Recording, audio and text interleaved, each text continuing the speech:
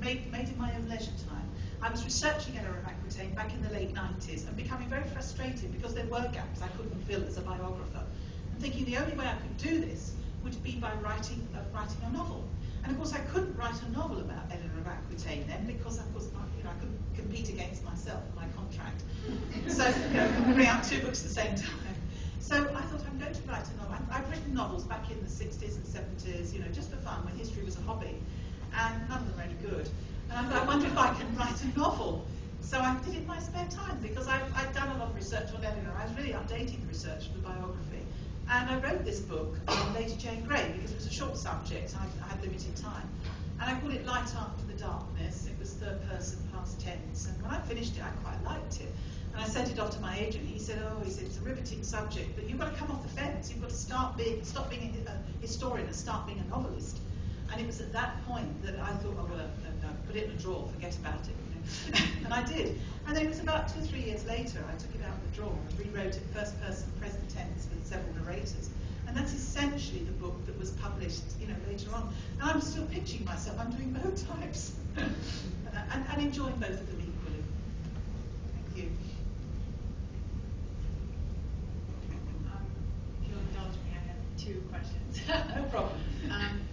First question is, do you have any current plans to write further books about Anne Boleyn, especially a historical fiction book? I've actually written novels on Anne Boleyn, and I had hoped to update one, but I think there have been quite a lot lately. Lots of novels on Anne Boleyn. I think we need a gap. And I've written about her in the last book, the last non-fiction, The Lady in the Tower, Fall of Anne Boleyn. I'm writing about her again, not to the same extent, in the next biography, which is about Mary Boleyn. So I think I'd like to leave it a few years. But yes, it's at the back of my mind. Someday I'd like to do a novel on Anne Boleyn, but not yet. And the second question, I'm not really sure how to ask this, but when you begin a book, when you start your research on a subject, how do you even get access to all of these documents? It's very easy. It's very easy because most of them are in print, and most of them can now be purchased or accessed online. Whereas for many years it was very difficult to track down historical sources. For example, the 38 volumes of the letters and papers of the reign of Henry VIII. You had to find a reference library that had them. You had to have the time to go in and do it, go trawl through them. Now they're online. And all you do is type in the name, it's highlighted in green. It's fantastic. And so that makes research so much easier. Amazon, Barnes & Noble will sell, online will sell copies of books, old books, books, you can get books. You can get them printed even, and photographs from Victorian editions. So many sources have been re-edited, republished. In fact, I own a lot of them at home, so my own library is my first port of call. And then after that, it will be like the British Library, the National Archives, in the local record offices. So it's not difficult. You just need time to do it. And I know my way around the sources. I've been going around them for 40 odd years. Thank you.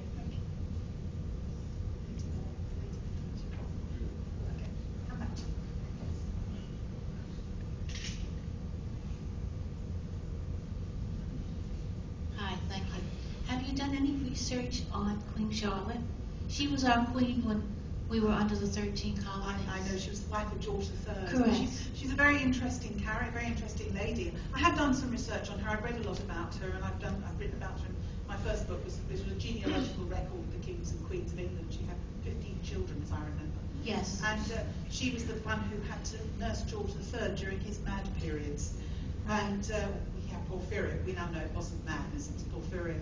But no, I mean, there was a wonderful biography that came out in the 70s by Alwyn Headley. I don't know whether one could improve on that, or whether she would be considered a, as they say, sexy enough subject for a biographer now. I don't mean that in sexy, but very commercial enough subject. I'm not sure about that.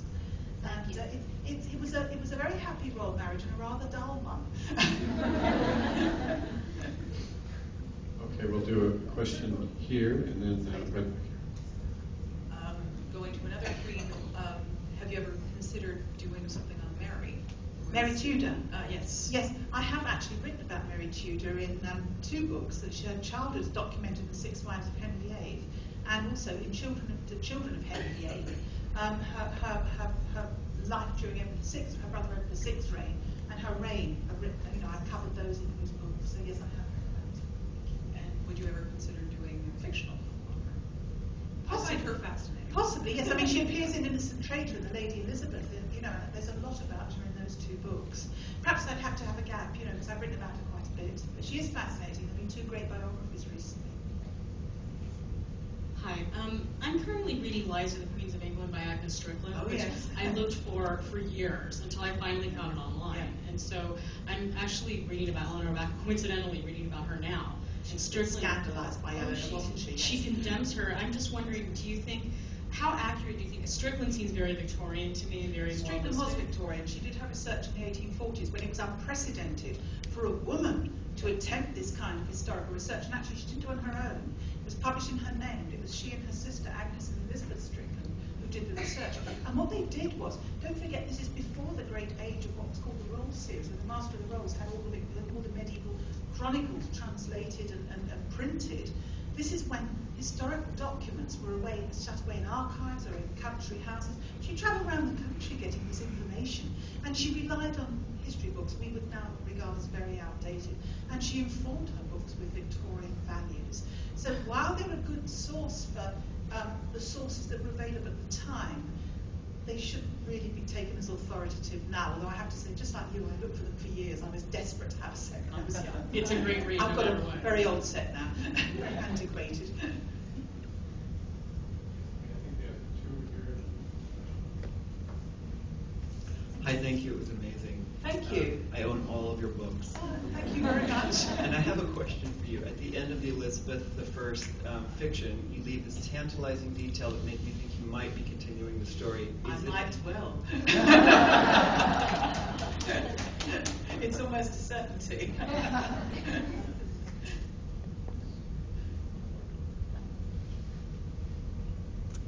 You had mentioned earlier that your next nonfiction will be on Mary Boleyn. Do you have any idea who your next fictional subject will be? Yes, I do. It's going to be connected with The Princess in the Tower.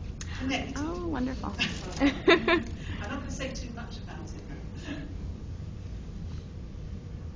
There have been recently so many media portrayals of the Tudors. Yes. I mean, the show title The Tudors. There's Yes. been the Kate Blanchett portrayal of Elizabeth. My question is in two parts. First, are you able to watch these and enjoy them, or are you picking over the historical details? And secondly, if you have, is there a favorite portrayal of Elizabeth? Helen Mirren, Kate Blanchett that you? Right. First of all, I'll start. My favourite portrayal of Elizabeth would be by Glenda Jackson. We're going back. Thank you all. Thank you. Regarding the Tudors, oh dear. Historically, as a historian, I mean, I didn't get to see it. I was actually doing the book tour when it came out first in the UK. We've had 3 series over there so far. And the first series I didn't get to see, but audiences kept saying to me, "Have you seen the Tudors? It's terrible. There's a radiator in one scene." And